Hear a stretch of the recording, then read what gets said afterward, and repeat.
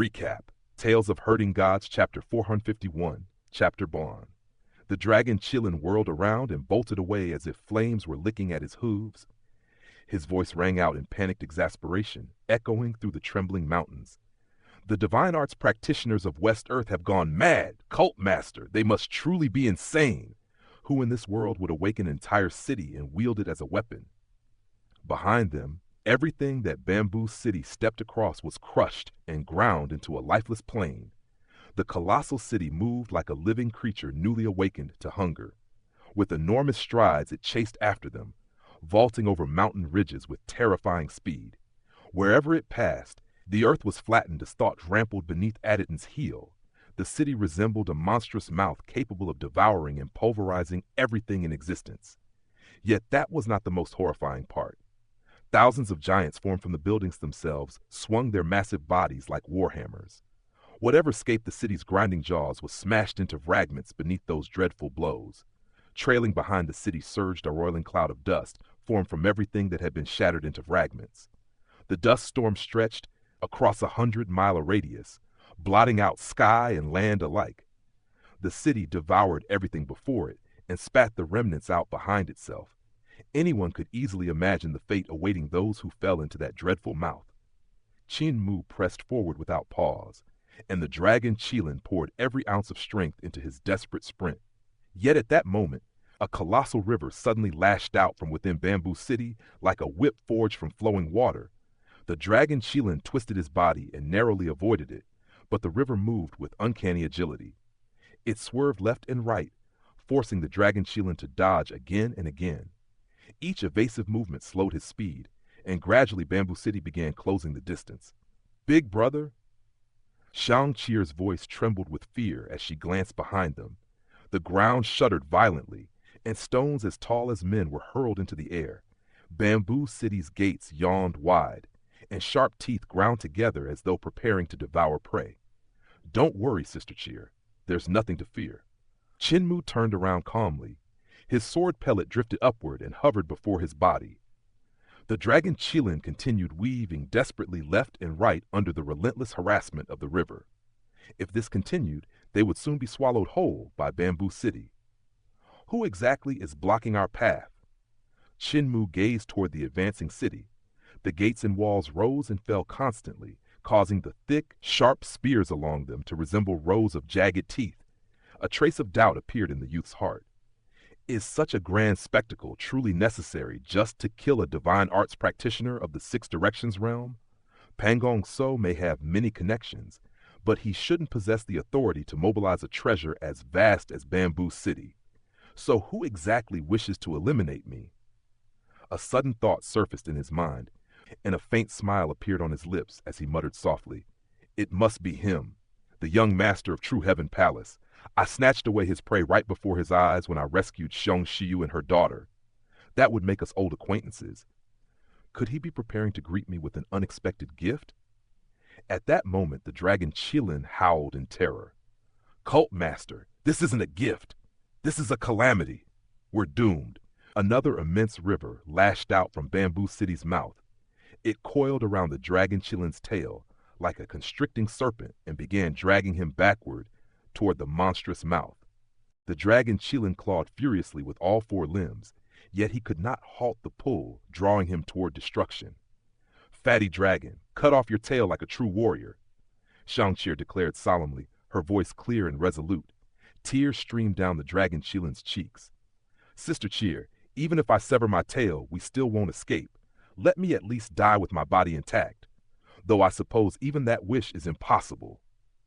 The gate opened and closed like a monstrous maw, crushing anything that approached. Even if something survived those grinding teeth, the giants formed from the city's buildings would smash it to pulp. Preserving a whole corpse here was nearly impossible. Cold glints flickered across spear tips as thick as bottle openings. They resembled iron spikes lining the city walls. Their tips were sharp as swords, and their flat surfaces were inscribed with mysterious runic markings. Every single spear was clearly a spirit weapon. Anyone approaching the gates would essentially be impaled by dozens of spirit weapons at once, their body riddled with bowl-sized wounds. Combined with the crushing force of the gates opening and closing, a person would be reduced to a mangled heap of flesh in an instant.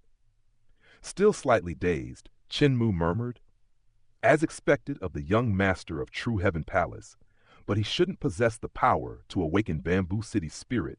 His cultivation is higher than mine. Yes, but at most he's in the Seven Stars realm. Cult Master! The dragon Qilin shouted desperately as he was dragged ever closer to the city's jaws. Chenmu shook himself free from his thoughts. His sword pellet suddenly burst open, and countless beams of sword light exploded outward. 8,000 flying swords executed the wave sword form simultaneously. The spectacle was incomparably magnificent. Treasure swords surged like clouds through the forest of spears along the city walls. In an instant, countless teeth of Bamboo City's mouth were sliced apart. Yet the city gates still clamped down with terrifying force, and that overwhelming biting power crushed the sword art into fragments. Chenmu reached out and grasped his sword. Though he could not fully unleash the divine power of the carefree sword, its sheer sharpness alone could cleave through anything. The carefree sword gleamed brilliantly within his grasp, dot threading the vast movements. Yin and yang come and go within two modes. The power of the first form of Dao sword erupted forth. Sword light split into black and white as yin and yang energies stirred, circling and intertwining to form the shape of Taiji. Yet this was merely the illusion produced by the sword technique. In truth, the sword art executed incomparably profound algebraic calculations. Every point and line within the Taiji diagram had been calculated with meticulous precision. Every movement of sword light carried complex mathematical transformations. It was the Dao sect's wondrous method of explaining the universe itself. Bamboo City bit down savagely upon the formation, and a section of the city wall vanished as the black and white sword light alternated through it. Chenmu soared into the air and raised the carefree sword high above his head. He restrained the sword with his magic power as the 8,000 flying swords returned and overlapped with it. As the child swords fused into the mother sword, the 8,000 blades merged into one. Instantly, Chenmu felt the sword in his hand become incomparably heavy. This was the second form of the sword pellet. The pellet possessed two forms. One was its spherical state, and the other was fusion with the mother sword. After merging, the sword's weight increased so greatly that Chenmu could no longer channel magic power through it to unleash its deeper abilities. He lifted the sword even higher. At this moment, only a single move remained available to him. Hack. A single downward slash. Before him, just beyond the dragon Qilin's hindquarters, loomed Bamboo City. They had already been dragged past the city's mouth and were being pulled toward the streets within. On both sides of the street stood giants formed from awakened buildings, lined up and ready to crush them into minced flesh. At the very center of Bamboo City, magnificent palaces had risen to their feet. Unlike the wooden or stone houses, these structures were forged meticulously from black gold, black iron, and black copper. The divine arts practitioners of West Earth did not seek personal strength. Instead, they borrowed the power of heaven and earth, reshaping nature itself. They gathered black gold and black copper to forge spirit weapons. The more refined the weapon, the greater its power upon awakening. The palace structures within Bamboo City were spirit weapons forged by the greatest divine arts practitioners. Their might far surpassed the wooden and stone houses. The palace giants stood at the far end of the street, radiating overwhelming killing intent. Such a spectacle had never before been seen or heard of. Chenmu brought the sword down. The tremor produced by the incomparably heavy carefree sword instantly shattered the giant river coiled around the dragon Qilin's tail. The river thrashed wildly like a serpent whose tail had been severed, writhing across the city streets. When the sword tip struck the street, its terrifying force exploded outward. Limestone slabs flipped upward one after another, rising into the air. A massive fissure tore open across the street and raced forward violently. More slabs were hurled upward and shattered into fragments midair. Swoosh, swoosh, swoosh! Flying swords erupted from the tip of the carefree sword. Chenmu's raging vital ki surged into them as they spun and slashed throughout the street. 8,000 swords cut and carved through everything before them. Wherever they passed, the towering giants were reduced to fragments. When 8,000 swords fused into one, Chen Mu could not control the power of each individually. Yet once separated, he could unleash their strength completely. Countless sword lights spun like whirling wheels through the air, surging down the street amid shattered wood and stone. In the blink of an eye, they carved deeply into the palace giants and pierced straight through them. Chen Mu's arms trembled violently. The sword strike had nearly torn apart his muscles. His bones had almost shattered, and his tendons had nearly snapped. Even his magic power had already been depleted by half. The reason he had used the first form of Dao sword rather than the first form of sword picture when Bamboo City was about to swallow them was because he wished to conserve magic power. The consumption required by sword-treading mountains and rivers was far greater. Yet that single slash had consumed nearly half his magic power in an instant. However, the result was astonishing. One slash had demolished an entire street. Even Chen Mu himself had not expected such devastating destructive force. He released the carefree sword and poured out his remaining vital chi. The sword trembled, and the flying swords from the end of the street returned. This time, Chen Mu dared not use the sword pellet's second form. Instead, he gathered the 8,000 blades back into a circular metal pellet. Opening his Taoti sack, he placed the sword pellet inside. Then he fell into deep thought. I seem to have discovered a basic sword form unlike anything before. This sword move does not exist among the 17 fundamental sword techniques. The downward slash he had executed earlier had sent countless swords spinning like a wheel as they burst forth from the carefree sword, releasing half of his magic power in a single instant. This rotating sword form differed from all 17 basic sword techniques. The closest resemblance was the wave sword form, which used the wrist to draw circles with the sword tip. Yet Chen Mu's accidental sword form spun like a wheel and combined the hacking force of a cleave, the technique of a parry, and the fluid agility of a wave. This was the 18th basic sword form. Within Bamboo City, wooden giants rushed forward once more.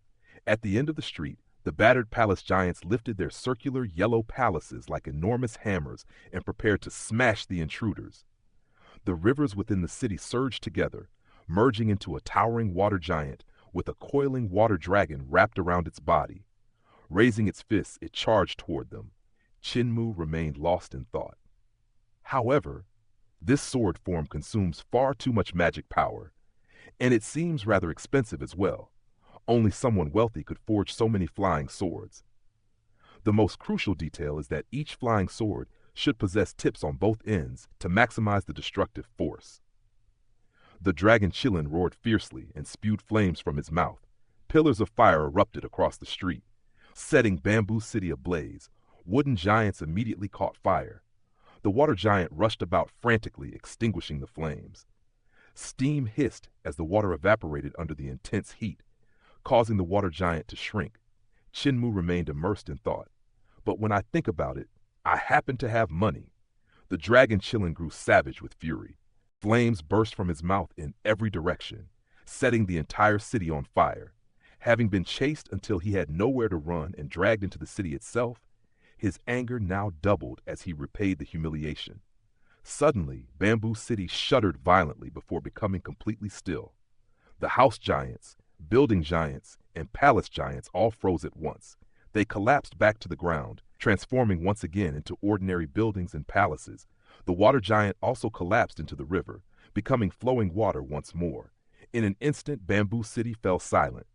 Amid the ruined and chaotic street, only Chen Mu, Xiong Qier, and the dragon Qilin remained. Translator Ninetales, editor Dark Gem. The dragon Qilin swept his gaze about in unease, his heart restless and wary, fearing that the silent buildings, the rows of houses, and the towering palaces might suddenly awaken once more. Yet Bamboo City lay still as a tomb. Not a single soul could be seen anywhere within the vast expanse. This was a grand city that should have housed over 100,000 inhabitants, yet now every last one of them had vanished as if erased by heaven itself. To command an entire city to abandon their homes and disappear without a trace required authority so immense it bordered on the unimaginable. Bamboo City stood empty, save only for Chen Mu and his small group. The bustling city that had been filled with life just moments ago now seemed to have died in an instant. Yet the more silent it became, the more dreadful the atmosphere grew. Suddenly, the entire city trembled violently, as though some colossal beast had stirred beneath the earth. The ground beneath their feet surged upward, while the surrounding buildings, houses, and palaces sank downward, and in the blink of an eye, Bamboo City transformed into a vast stretch of barren land. The dragon Qilin immediately leapt into the sky upon blazing fire clouds. Shang-Chi clung tightly to his mane, her small hands gripping him with all her strength as she peered downward with nervous eyes. The earth below suddenly cracked apart, and square stones began to rise from the ground. They stacked upon one another layer by layer, assembling into a towering square obelisk that shot upward with astonishing speed. Within the span of a single breath, an entire forest of square pillars erupted around Qin and his companions. Against these towering constructs, they appeared incomparably tiny. The pillars were in fact moving with incredible speed, though the transformations of the formation concealed their true motion. Each time a pillar shifted, it either grew taller or shrank. The square stones slid horizontally or ascended upward, merging seamlessly into other pillars. Some pillars even stretched horizontally, hanging between others like immense beams. Yet the lengths of these beams constantly changed as well, at times extending, at times shortening. What appeared to be an open path one moment would suddenly close as stone pillars merged together, forming a wall as thick as a mountain. It was as though Bamboo City had awakened once again. Yet it was utterly different from the living city that had once devoured everything in its path. Now it resembled a constantly shifting three-dimensional realm. Previously, Bamboo City had been a massive object capable of swallowing all things, appearing terrifying, yet ultimately lacking true lethality. But now that it had transformed into a three-dimensional formation mechanism, its danger had increased dramatically. The 6 faces of each square stone were engraved with distinct rune markings. Even as the stones shifted and reassembled, the runes continued to connect perfectly with those around them. This was the strangest aspect of all. The rearrangement of the stones was merely an outward appearance. The true peril lay within the runes themselves, which constantly split apart and fused together again.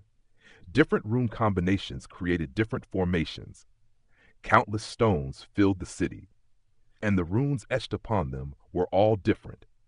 Thus, the methods by which they could merge were endless, and the transformations of the formation were boundless. Qin instantly saw through the mechanism. If they remained still and did not move, they would not activate the formation's power. But the moment they took even the slightest step, the formation would awaken.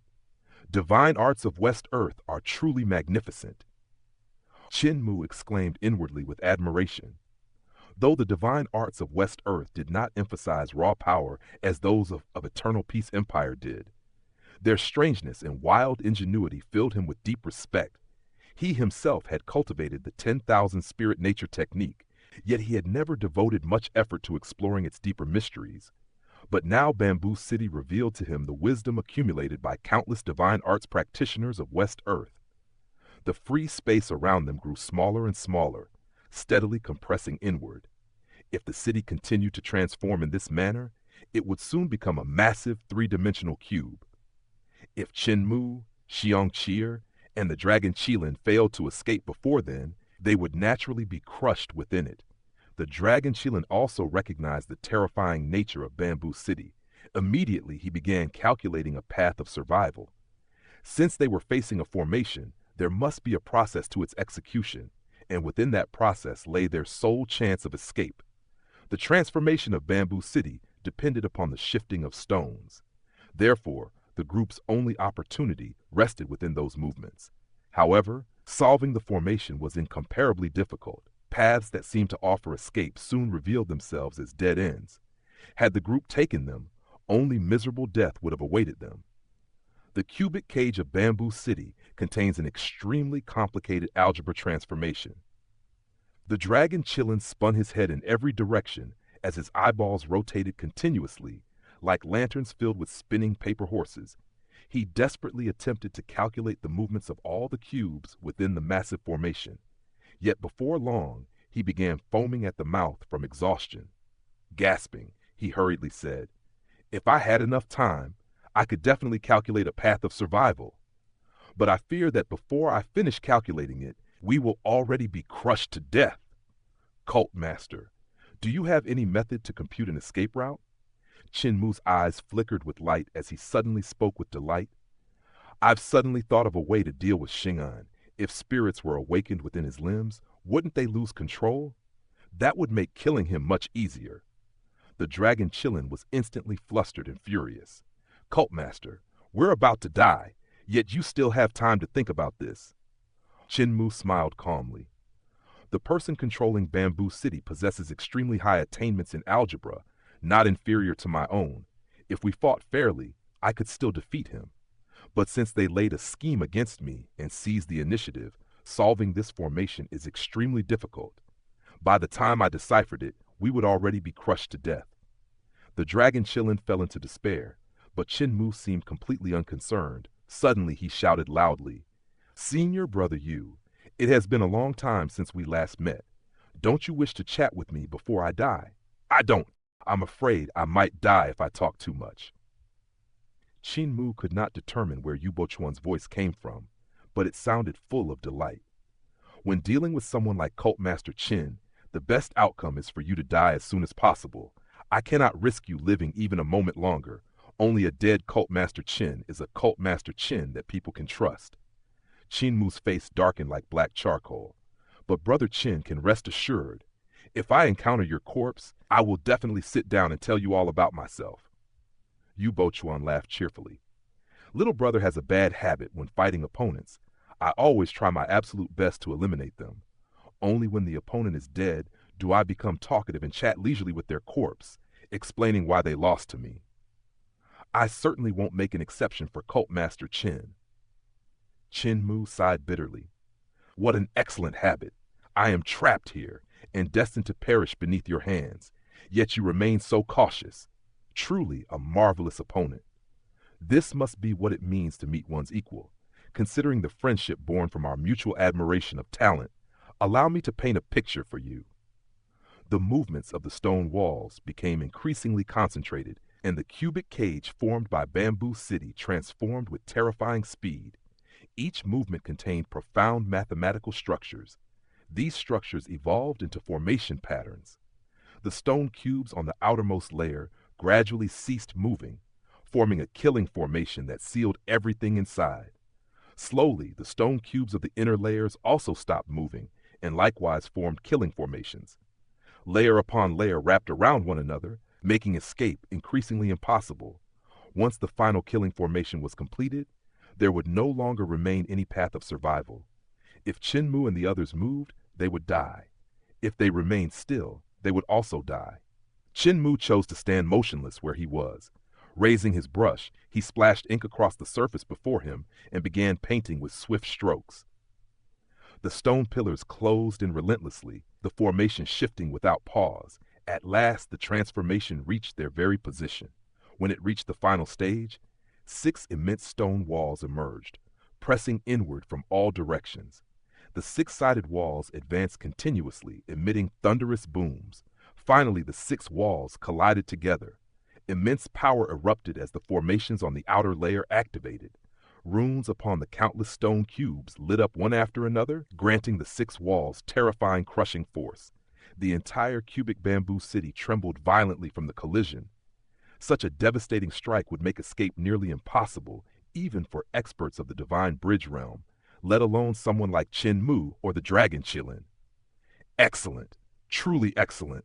Yu Bochuan clapped his hands in delight and laughed. Formation Master remains Formation Master after all. This formation is truly unrivaled beneath heaven, with no equal. Even though Heavenly Devil Cult Master possesses countless tricks, he could do nothing against Formation Master's formations. He died without regret. A woman's voice responded with calm indifference. Young Master, you flatters me. I heard that this Cult Master Chen once fought Poison Master Mu Yingshui, who is notoriously arrogant, and defeated her. That indicates he possesses some extraordinary abilities. However, he focuses too much on poison, and his attainments in algebra and formations are far inferior to mine. I was facing someone weaker than myself, so trapping him was only natural. Cult Master had no choice but to offer his head and accept execution. Yu Bochuan burst into loud laughter. He thought Bamboo City would only defeat him through brute force, so he rushed inside to display his impressive skills. Yet he never imagined it was merely bait set by Formation Master, and thus he walked straight into the trap. Formation Master, Poison Master, and Sword Master are the three absolutes of West Earth, and each of you is truly extraordinary. Formation Master, please disperse the formation. I would like to see the painting Cult Master Qin left behind. The sound of swords clashing rang out as the enormous formation of Bamboo City slowly unraveled itself. Massive blocks of stone sank back into the earth, while houses and palaces gradually rose from below. Before long, Bamboo City returned to its original appearance, and a stone wall now stood where Qin Mu and his companions had been trapped. Upon that wall hung a painting. Yu Bochuan smiled as he rode his carriage toward the wall. Behind him followed a large group of West Earth experts, numbering about 100. At their head stood a woman with delicate and beautiful features, holding a metal cube in her hands. The cube separated into numerous metal cubes of different sizes, which clattered and merged repeatedly. The woman was He Yi, Formation Master of West Earth, as famous as Poison Master Mu Yingshui and Sword Master Luo Yinyu. The three masters of West Earth were all women, each possessing a unique ultimate art that allowed them to establish independent domains of power. Formation Master He Yi ruled Bamboo City and had gained her fame through her unparalleled formation skills. In all of West Earth, no one could rival her mastery of formations. Even though True Heaven Palace was the sacred ground of West Earth, the three masters possessed their own strengths and were not subordinate to anyone. Yet, due to the immense power of True Heaven Palace, they still held a measure of caution toward it. If the sacred ground requested assistance, they would lend their aid. Behind He Yi stood the experts of Bamboo City, the leaders of its influential families. Their abilities were formidable, far stronger than those in Fragrant Bloom City. For those capable of establishing independent regimes, they were naturally no ordinary figures. Yu Bochuan drove the carriage to the stone wall. Examining the painting, he saw Qin Mu, the dragon Qilin, and Xiang Qir depicted within it. They appeared astonishingly lifelike. Vivid and lifelike. Yu Bochuan laughed joyfully as he turned to the female disciples of True Heaven Palace. Truly vivid and lifelike, Cult Master Qin's painting skills are exceptional.